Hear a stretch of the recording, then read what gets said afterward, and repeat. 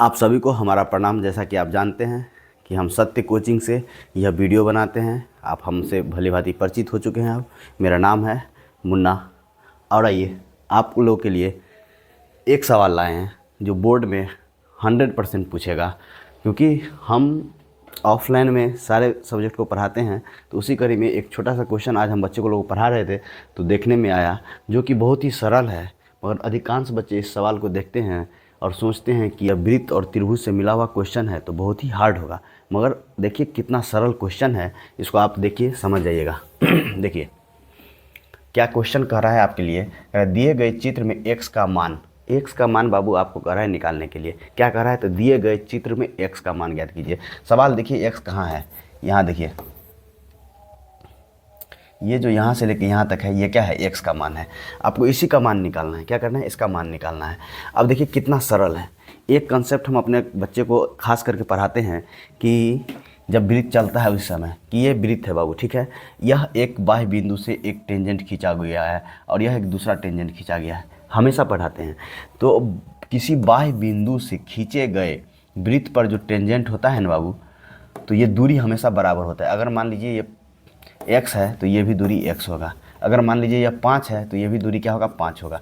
क्या सीखना क्या है, तो एक चीज़ मात्र याद रखना है कि बाह्य बिंदु से वृत्त पर खींचे जाने वाले स्पर्श रेखा की लंबाई हमेशा समान होती है और बाह्य बिंदु से आप एक वृत्त पर केवल 2 स्पर्श रेखा खींच सकते हैं। तो क्या कर सकते हैं, मात्र 2 स्पर्श रेखा खींच सकते हैं और दोनों स्पर्श रेखा की लंबाई बराबर होगी।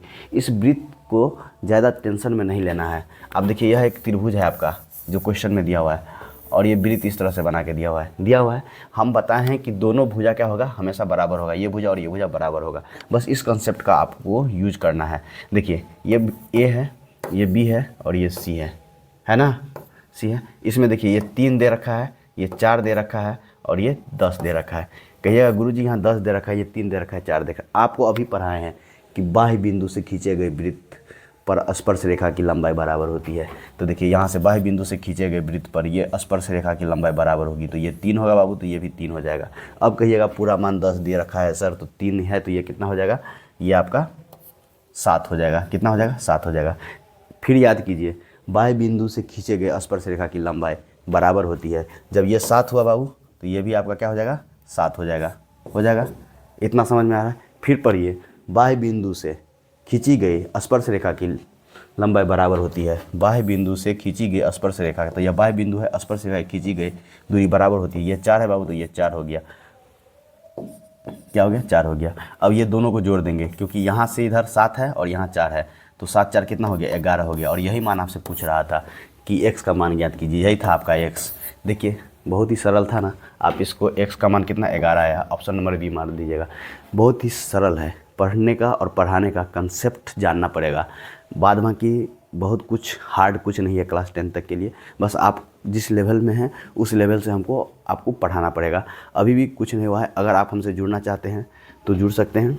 ऑफलाइन बैच मेरा चलता है और कांटेक्ट करना है तो कांटेक्ट नंबर है मेरा 7979957929। इस पे आप कांटेक्ट कर सकते हैं हमसे। अगर हमारा यह छोटा सा वीडियो पसंद आया है तो लाइक ज़रूर कीजिएगा। धन्यवाद।